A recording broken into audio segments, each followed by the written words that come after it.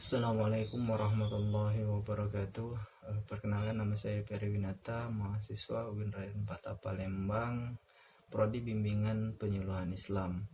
Baiklah, pada video kali ini saya akan menjelaskan tentang faktor penyebab gangguan mental atau jiwa, guna untuk memenuhi atau menyelesaikan tugas akhir mata kuliah Tafsir Bimbingan Penyuluhan Islam, yang mana dosen pengampunya adalah Bapak Dr. Kusnadi MA.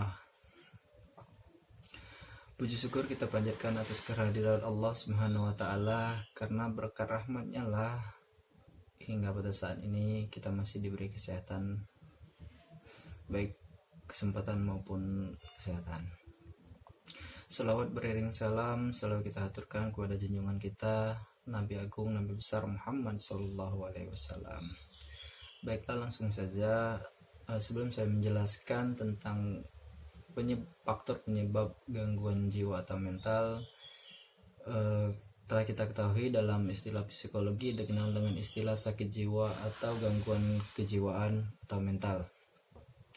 Ada yang disebabkan oleh faktor saraf dan ada juga yang disebabkan oleh faktor psikis, neurosis, psikosis, psikomatik, dan depresi. Dalam perspektif Islam, gangguan kejiwaan juga bisa terjadi dan disebabkan oleh faktor akhlak yang rendah, yaitu antara lain adanya sifat ria, dengki, syirik, nifak, tamak, takabur, dan lain sebagainya. Dalam agama jarang disebut dengan penyakit mental. Yang sering disebut ialah penyakit hati. Dalam Al-Quran tidak kurang dari 11 kali menyebut adanya penyakit hati. Itu menandakan bahwa betapa bahayanya penyakit hati yang ada dalam diri manusia. Selanjutnya yaitu gangguan mental merupakan suatu bentuk permasalahan yang sering juga dialami oleh umat muslim, yang terkadang mereka yang mengalaminya hanya terkurung dengan penderitaan yang ada tanpa adanya solusi, karena mereka sendiri kadang tidak menyadarinya.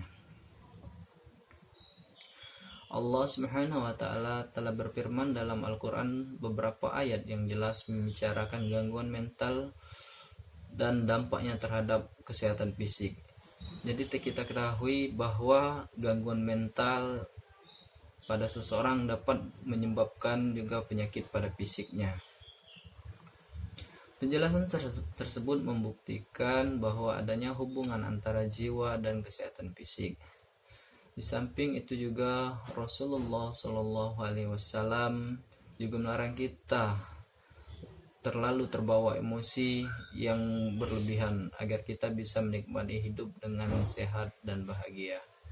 Seperti firman Allah Subhanahu wa taala dalam Quran surat An-Nahl ayat 58 yang artinya, dan apabila seseorang dari mereka diberi kabar dengan kelahiran anak perempuan, hitam merahlah, padamlah mukanya, dan dia sangat marah.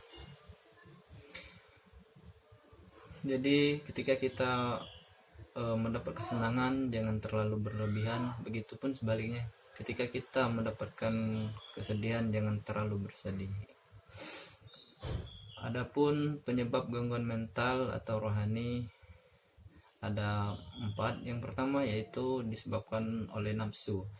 Sebab nafsu dikatakan sebagai penyebab timbulnya penyakit mental atau rohani adalah karena nafsu menumbuhkan sifat dan sikap yang buruk dalam hati manusia serta mendorong untuk berbuat kejahatan. Allah Subhanahu wa taala berfirman dalam Quran surah Yusuf ayat 53 yang berbunyi, Innan nafsa la'ammaratun bisu', yang artinya sungguh nafsu itu selalu mengarah kepada kejahatan. Dan nafsu yang paling berbahaya ialah nafsu amarah, karena nafsu amarah ini dapat berpengaruh negatif terhadap diri kita.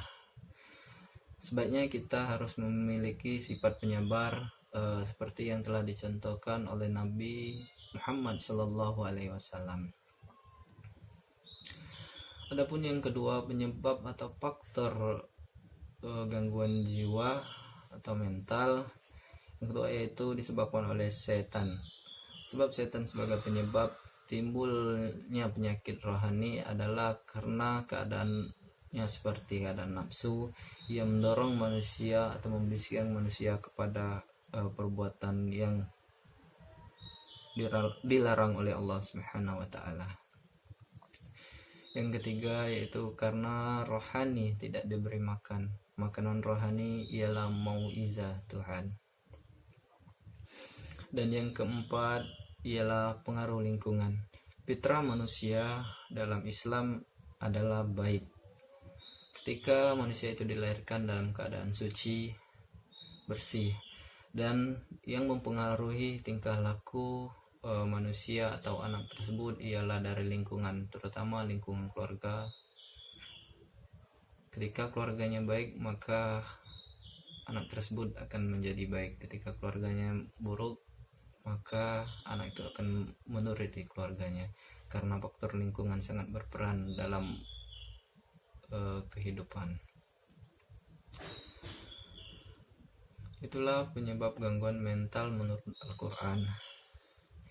Adapun gangguan-gangguan mental menurut Al-Quran ada 7 macam. Yang pertama yaitu pesimis, yang kedua dengki, yang tiga sombong, yang keempat pemarah, yang kelima adalah sifat pendendam, yang keenam adalah ujub, yang ketujuh adalah sifat berputus asa. Demikianlah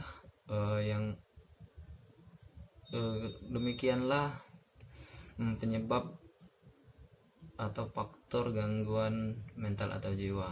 Jadi di sini dapat kita simpulkan bahwa penyebab atau faktor penyebab gangguan mental ada 4. Yang pertama yaitu nafsu, yang kedua adalah setan, yang ketiga adalah karena rohani tidak diberi makan atau kurang diberi makan, yang berupa mendekatkan diri kepada Allah Subhanahu wa taala. Yang keempat yaitu adalah pengaruh lingkungan. Mungkin itu saja yang dapat saya sampaikan pada kesempatan kali ini. Lebih dan kurang saya mohon maaf kepada Allah. Saya mohon ampun. Saya akhiri dengan wabillahi taufiq wal hidayah. Assalamualaikum warahmatullahi wabarakatuh.